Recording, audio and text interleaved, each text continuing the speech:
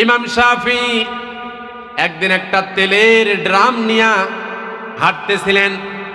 হাঁটতে হাঁটতে একটা গাছের নিচে বসে গেছি।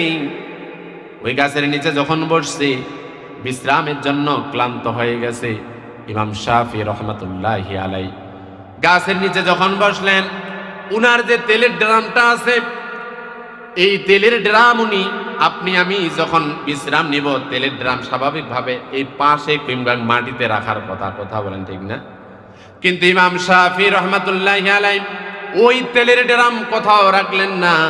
উনি এইভাবে গাছে হেলান দিয়া বসতে, পা গুলো একটু সোজা করে দিয়েছে, আর তেলের ড্রামটা উনার পায়ের উরুর মধ্যে দিয়ে দিয়েছে। ওই পথে ইমাম শাফি রহমাতুল্লাহি আলাইকে খোঁজার জন্য দুইজন ব্যক্তি এসেছেন, তার কাছে বিচার নিয়ে আসছেন। বিচার হলো, আসা মাত্র তাকে যখন বিচার দেবে ইমাম শাফিকে, আপনার কাছে একটা বিচার নিয়ে এসেছি। ইমাম শাফি রহমাতুল্লাহি আলাইহি বললেন, বিচার আমি করব। কি বিচার? এবারে দুই ব্যক্তি বলছে, বিচার করার পূর্বে আমরা একটা কথা জানতে চাই, আপনার ব্রেন ঠিক আছে কিনা এটা আগে জানতে চাই। কেন? কারণটা হলো, সারা জীবন দেখলাম আপনার সুনাম সুখ্যাতি চতুর্দিকেই তো শুনলাম, কিন্তু আপনি তো একটা বকা কাজ করেছেন আমার মনে হয়। বা এটার রহস্যটা কি একটু খুলে বলেন। কি কারণ? কারণ হলো, আপনি ক্লান্ত দেখতে পাচ্ছি, ঘর্মাক্ত হয়ে গেছেন, আপনার চেহারা মলিন হয়ে গেছে, কিন্তু আপনি বিশ্রামের জন্য আপনি যে বসতেন, আপনার ওই জায়গায় তেলের ড্রামটা দেখতেছি, এইটা তো আপনি পাশে রাখার কথা ছিল, পাশে রাখলেন না কেন? এর জবাব দেন। তারপর না হয় বিচারের কথা বলবো। ইমাম শাফি যে জবাবটা দিয়েছেন, ইমাম শাফি রহমাতুল্লাহি আলাইহি জবাব দিলেন, শোনো দুইজন ব্যক্তি, আমি তেলের ড্রামটা কেন আমার উরুর উপর রাখছি, এর কারণ হলো, আমি যদি এই পাশে রাখি, আমি দেখতে পাচ্ছি এখানে হালকা কাদা মাটির মতো, মাটিটা একটু ভিজা ভিজা মনে হচ্ছে। আবার আমার তেলের ড্রাম যারা দেখেছেন, নিচটা ভিজা থাকে, কথা বলেন ঠিক না? তো আমি চিন্তা করলাম, আমি যদি তেলের ড্রামটা যদি আমার উরুর উপরে না রেখে, ওই তেলের ড্রাম যদি আমি এই মাটির মধ্যে রাখতাম, এই মাটিটা তো আমার নয়, কারো না কারো জমি এইটা। এই মাটিটা যদি তেলের ড্রামের মধ্যে কিছু পরিমাণ যদি লেগে যায়, আল্লাহ তাআলা যদি কিয়ামতের ময়দানে জিজ্ঞাসা করে, রে আবু ইমাম শাফি, তুমি অন্যের জমির মাটি তুমি কেমন, কি কারণে তোমার তেলের ড্রামের মধ্যে দিয়া নিয়ে এসেছো, আমি তো জবাব দিতে পারবো না, কারণ এটা তো আমার জিনিস নয়। দুই ব্যক্তি ওখান থেকে এই কথা শোনার পর চলে যাওয়া শুরু করেছে। ইমাম শাফি রহমাতুল্লাহি আলাইহি বললেন, তার আগে এই জিনিসটা খেয়াল করেন, কি তাকওয়া, কতটুকু বা মাটি লাগবে, কিন্তু আল্লাহ তাআলা বলেছেন যে এটারও হিসাব কিন্তু হবে। কথা বলেন ঠিক কিনা? এটার হিসাব হবে কিনা? সূক্ষ্ম থেকে সূক্ষ্ম বিষয়গুলো হিসাব হবে। যার কারণে ইমাম শাফি রহমাতুল্লাহি আলাইহি বললেন, আল্লাহ যদি আমাকে জিজ্ঞাসা করে, আমি তো উত্তর দিতে পারবো না।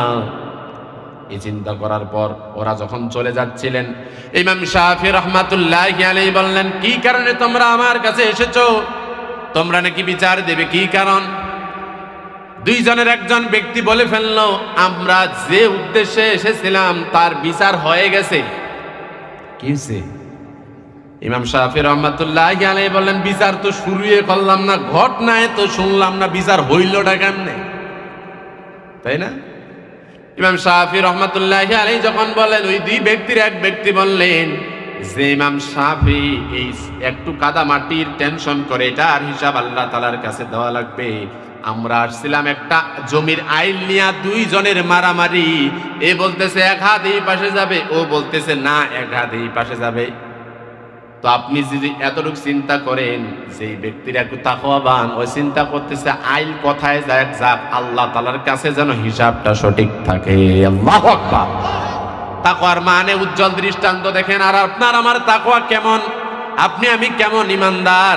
এমনও ইমানদার আছে মেহেরবানি করে আসরের নামাজে ঢুকছে, অন্যের জুতাগুলো সুন্দর করে মহব্বত করে ধরে নিয়ে যায়। নাই মনে হয়? জোরে বলি না কেন? ওই রাতের দিকে বাসা যাচ্ছে, সুন্দর করে মরিচের গাছ একটা গাড়ছে, ওইটা দেখেন এই পাশে একটু পার হয়ে চলে আসছে, রাস্তা দিয়ে যাচ্ছে, দরদের সাথে মরিচ চিরায় নিয়ে যায়। যায় না মনে হয়, জোরে বলি যায় না? মোহব্বতের সাথে যখন ওজন নেই, যখন নেয় তখন বেশি নেওয়ার চিন্তা করে, আর যখন দেয় ঠকানোর চিন্তা করে। কথা বলেন ঠিক কিনা?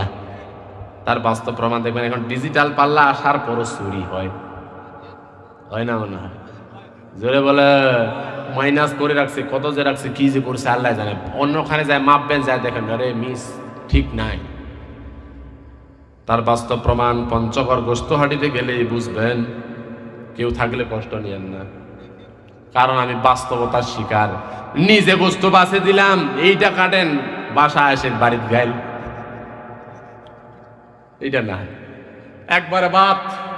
প্রাণের প্রিয় ভাইরা, কি তাকওয়া নিয়ে চলি? আমাদের মধ্যেও এরকম জমি নিয়ে মারামারি আছে না নাই? দাদার কাছে গল্প শুনেছিলাম, খালি দহি আর সুরা খাওয়াইছে, 7 বিঘা জমি লিখে দিয়া চলে আসছে।